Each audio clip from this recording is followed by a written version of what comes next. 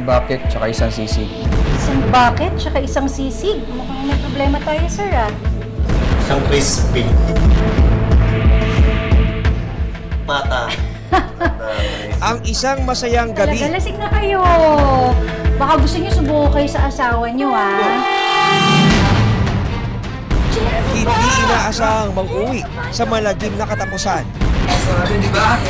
Giant, ano ba? Yung kumain.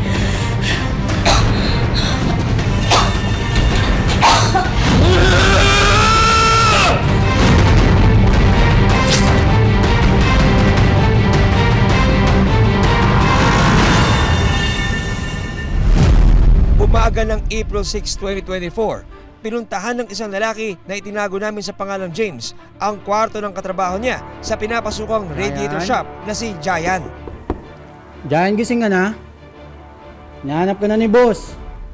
Itong si Giant na hinahanap na ng employer niya. Inutusan niya yung isang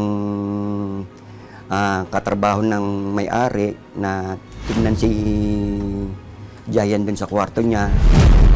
Pero ikinagulat ni James ang natatnan sa silid ng kasamahan. Nung tignan yung kwarto niya, wala tong si Giant.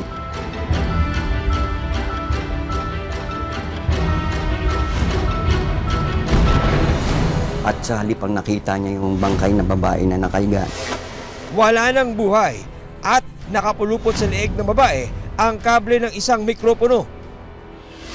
Agad ipinagbigay alam ni na James sa Makati City Police ang insidente.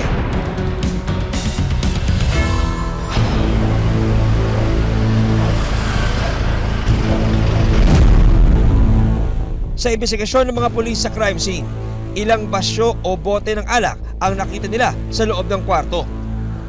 Lumalabas na posibleng nag-inuman ng babaeng biktima at ang suspect gabi bago mangyari ang krimen.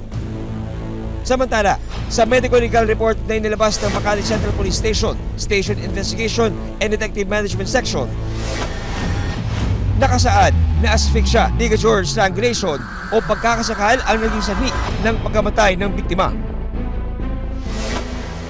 Sa pagsusuri sa katawan ng babae, nakita rin na may saksak ito sa leeg. May tama pa nga siya ng isang saksak sa leeg. Parang improvise na dagger na puro kalawangin na siya. Pero kung susuriin mo yung dagger na yon na ang bumaon lang na halos ganyan lang kapiraso.